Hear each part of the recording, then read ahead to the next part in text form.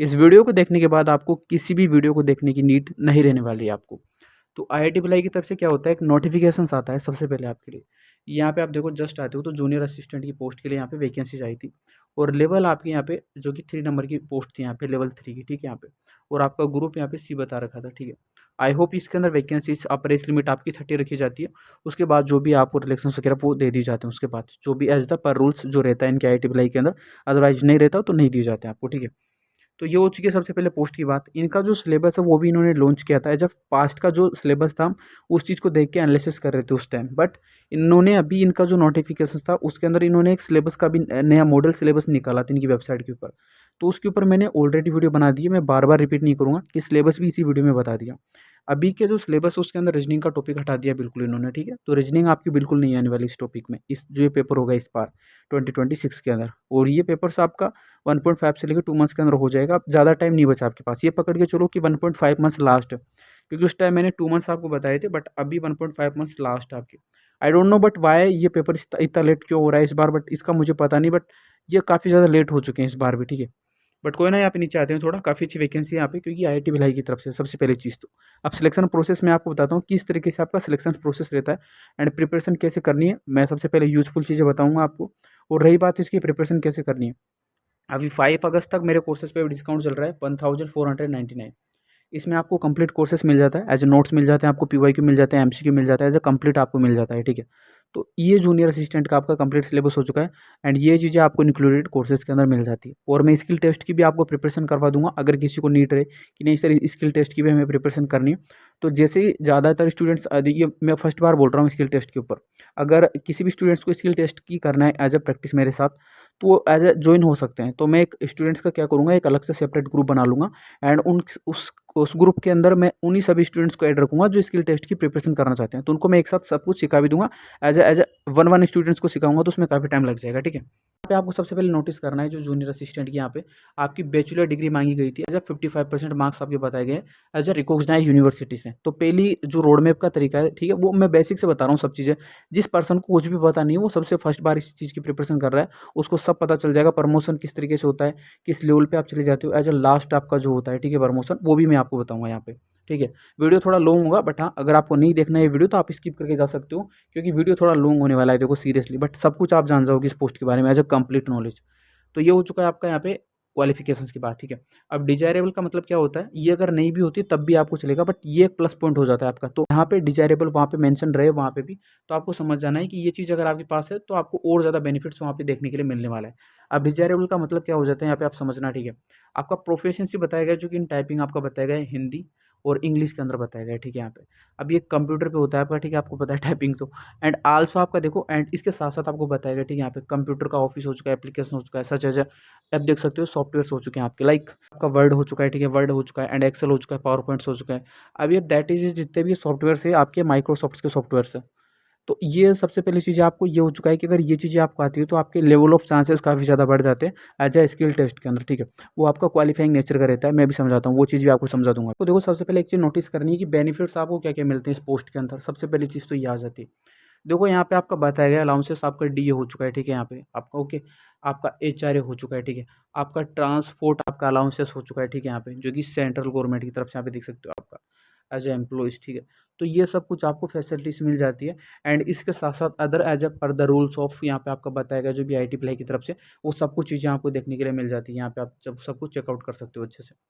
I hope काफ़ी कुछ चीज़ें आपको अच्छी देखने के लिए मिलती है, ठीक है। यहाँ पे आपका देख सकते हैं, यहाँ पे और भी काफ़ी कुछ चीज़ बताई गई आपकी चिल्ड्रंस के लिए, और भी काफ़ी कुछ चीज़ बेनिफिट्स। तो बेनिफिट्स की रही बात, तो एकदम ज़बरदस्त पोस्ट है, ये चीज़ आपको पता है, ठीक है। असिस्टेंट की जो पोस्ट इतने लेवल की नहीं मानी जाती, बट काफ़ी अच्छी पोस्ट है, इसके अंदर भी प्रमोशन आपकी धीरे धीरे काफ़ी अच्छे लेवल पर पहुँच जाते हो। बट सबसे पहले आपको गवर्नमेंट जॉब लेनी है, सबसे पहली चीज़ तो ये बैकअप बनाना है, उसके बाद आप अच्छी अच्छी पोस्ट की प्रिपरेशन कर सकते हो। उनके ऊपर भी मैं वीडियो बनाता रहता हूँ आपके लिए, ठीक है। यहाँ पे देखो सबसे पहली चीज़ मैं आपको एक नोटिस की जो चीज़ आती है सबसे पहले, वो सबसे ज़्यादा आपको देखना है 19 नंबर का, जो यहाँ पे देख सकते हो आप 90 नंबर का सबसे पहले यहाँ पे। उससे पहले मैं 20 का एक बार आपको चेकआउट करवाता हूँ, उसके बाद अपन जाएंगे 90 वाले पे, ठीक है, यहाँ पे कि 19 का जो टॉपिक आपका उसके अंदर क्या है, एंड 20 का जो टॉपिक है उसके अंदर क्या है सबसे पहले। तो सबसे पहले थिंक दैट कि भाई इन चीज़ों को आपको अच्छे से समझना है, अंडरस्टैंड करना है। यहाँ पे आप सबसे पहले समझिएगा इस चीज़ को। यहाँ पे देखो आपका देख सकते हो जो कि आपका बताया गया है, रिटन टेस्ट हो चुका है, दैट इज़ ठीक है, यहाँ पे 100 नंबर का होता है आपका, ठीक है। इसके बाद आपको देखो स्किल टेस्ट बताएगा, उसके बाद आपका इंटरव्यू बताएगा, ठीक है। अब मैं आपको बताता हूँ कि 3 प्रोसेस रहेंगे इसके अंदर या 2 प्रोसेस रहेंगे। सबसे पहली चीज़ रहेगी इसके अंदर 2 प्रोसेस रहेंगे, एक तो रिटन टेस्ट, एक स्किल टेस्ट। इंटरव्यू इसके अंदर नहीं होने वाला आपका, दैट इज़ आपका इंटरव्यू होता ही नहीं, यहाँ पे इन्होंने बता रखा है, बट इसके साथ-साथ इन्होंने एक मेंशन कर रखा है, एक पॉइंट प्लस पॉइंट यहाँ पे आप देखो, ठीक है। आपका ये इंटरव्यू देख सकते हो, इफ एप्लीकेबल बताया गया है, ठीक है। यहाँ पे अगर इनको लगेगा तो ये ले सकते हैं, बाद में सब चीज़ होने के बाद अगर इनको लगता है तो ठीक है, अदरवाइज़ ये नहीं लेंगे। बट जितनी भी पास्ट में चीज़ें देखी गई है वहाँ पे इंटरव्यू नहीं है, तो आपका रिटन एंड स्किल टेस्ट होता है। दैट्स ये डाउट आपका क्लियर हो चुका है। तो 2 वेव के अंदर आपका सिलेक्शन प्रोसेस रहेगा, एक रिटन, एक आपका स्किल टेस्ट। रिटन का मैंने आपको नंबर ऑफ मार्क्स आपके बता दिए, जो कि 100 नंबर का आपका रहने वाला है, ठीक है। तो काफ़ी अच्छा पेपर है, सो उस लेवल का आपको टेंशन नहीं लेना। इसके अंदर जो आपका नंबर ऑफ एप्लीकेशंस फॉर्म आए थे वो मैंने उसके ऊपर ऑलरेडी वीडियो बना दिया, बट इसके अंदर काफ़ी ज़्यादा नहीं आई, तो कॉम्पिटिशन का लेवल काफ़ी कम रहने वाला है। सबसे पहले मैं काफ़ी कम चीज़ों के ऊपर बात करता हूँ, उसके बाद में प्रमोशन के ऊपर बात करूँगा। अब रिटन टेस्ट को कैसे आपको करना है फाइट, ठीक है। उसके नोट्स वगैरह सब कुछ मेरे पास मिल जाते हैं, तो उसका आपका ही खत्म हो चुका है रिटन टेस्ट का प्रैक्टिस। वो किस तरीके से करना है वो आपका उसी कोर्स से आपका अच्छे से हो जाएगा, ठीक है। अब स्किल टेस्ट के ऊपर बात कर लेते हैं कि स्किल टेस्ट की आपको प्रैक्टिस कैसे करनी है, ठीक है। अगर जिन्होंने अभी तक लैपटॉप को हाथ भी नहीं लगाया, ठीक है, यहाँ पे, तो भाई देखो वो स्टार्ट कर दो अभी से, ठीक है, यहाँ पे। या फिर आप सीख भी सकते हो इन चीज़ों को, लैपटॉप ये सब कुछ चलाना आप अदर ज्वाइन करके भी सीख सकते हो, ठीक है। यहाँ पे आप अदर आपके सीएससी सेंटर्स वाले हो चुके हैं, और भी साइबर कैफ़े के अंदर भी आप ज्वाइन करके वहाँ पे भी आप सीख सकते हो अच्छे से। या फिर आप नहीं सीखना चाहते उनके पास, तो आपके पास एक अच्छा लैपटॉप आपके घर पास, या पुराना भी आपका लैपटॉप है, तो आप उससे भी सीख सकते हो। मैं क्या करूँगा, एक ग्रुप बना लूँगा अपने, जो भी आप स्टूडेंट्स रहेंगे उसके अंदर 10 या फिर 20 जितने भी स्टूडेंट्स रहेंगे, या फिर 100 स्टूडेंट्स रहेंगे, तो उनका एक ग्रुप हो जाएगा, ठीक है। उसके अंदर सभी को एक साथ में चीज़ें बता पाऊँगा। तो इसके अंदर आपको देखो क्या होता है, आपको जैसे आपका देखो रिटन टेस्ट होता है, तो उसके देख सकते हो, या तो तुरंत बाद भी आपका करवा लिया जाता है, ठीक है, यहाँ पे। या फिर कई बार आपका देख सकते हो यहाँ पे 2 से 3 वीक्स के टाइम के अंदर भी आपका ले लिया जाता है। 1 टू 3 वीक्स ये इनके ऊपर डिपेंड करता है ये चीज़, तो ठीक है। तो ये हो चुका है, और ये आपका कंप्यूटर एक लैब के अंदर ले लिया जाता है यहाँ पे, दैट इज़ 1 सेकंड। आपका एक कंप्यूटर लैब होता है, ठीक है, उसके अंदर आपका ये कंप्यूटर जो आपका ये टेस्ट रहता है, स्किल टेस्ट, वो ले लिया जाता है वहाँ पे। टॉपिक्स कौन-कौन से रहेंगे आपको एक चीज़ तो मैं बता दूँ आपका, ठीक है।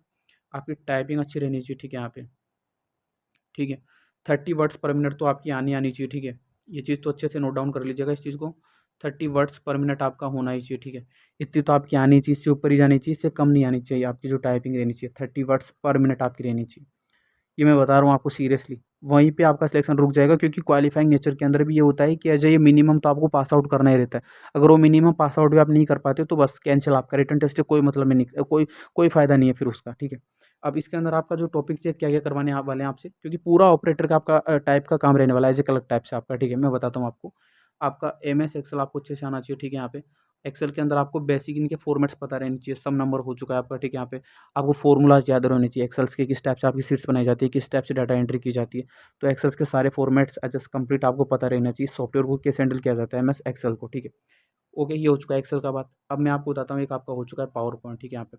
पी से समझ जाना पावर पॉइंट, ठीक है आपका, ठीक है। अब पावर पॉइंट पे आपको पीपीटी बनाना आना चाहिए कि भाई किस टाइप से आपकी पीपीटी बनती है, ठीक है। ये नॉलेज आपको होनी चाहिए जो सॉफ्टवेयर्स मैं आपको बता रहा हूँ, ठीक है। ये वर्ड्स एंड पावर पॉइंट की तो आपको अच्छे से नॉलेज होनी चाहिए, ठीक है।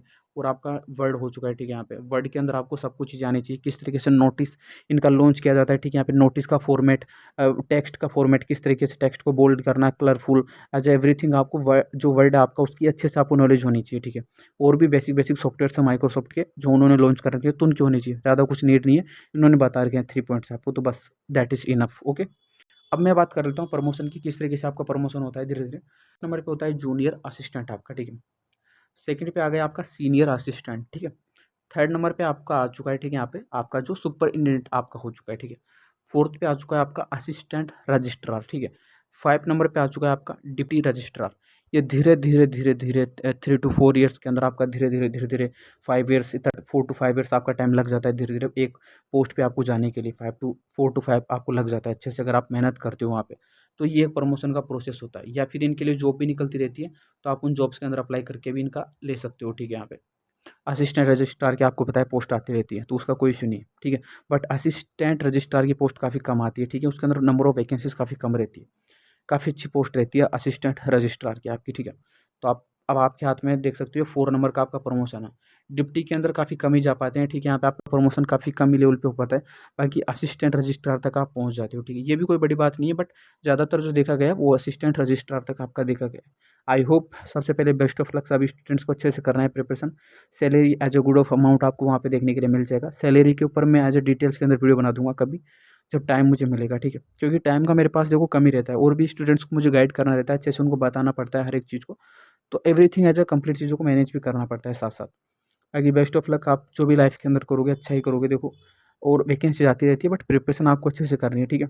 नंबर ऑफ वैकेंसीज काफ़ी कम आती है आईआईटी भिलाई के अंदर, ठीक है। आईआईटी की जितनी भी पोस्ट आती है, ठीक है, या असिस्टेंट की हो चाहे असिस्टेंट रजिस्ट्रार की हो।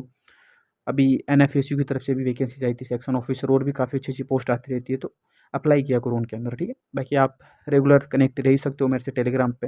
एंड अभी तक सब्सक्राइब नहीं किया, सब्सक्राइब कर सकते हो, लाइक कर देना। एंड स्किल टेस्ट के बारे में मैंने बता दिया, जिनको लगता है ये आपका बेसिक भी है, ये आपका अदर के अंदर भी आपकी हेल्प करते हैं, अदर जो भी जॉब आती है तो स्किल टेस्ट आपका कंपलसरी रखा जाता है, ठीक है। ज़्यादातर वैकेंसीज के अंदर, कई बार नहीं भी रखा जाता, बट अच्छा है अगर आप सीख लोगे तो आपको बाद में भी काम देगा ये, ठीक है। जॉब के अंदर भी आपको काम देगा, सीरियसली, ओके। सो मिलते हैं नए वीडियो में एक नए टॉपिक के साथ। आई होप वीडियो अच्छा लगा है तो लाइक सब्सक्राइब कर दीजिएगा। बाकी यहाँ अच्छे से ध्यान रखिए अपना हेल्थ का भी, और साथ साथ स्टडी कीजिए अच्छे से, ठीक है।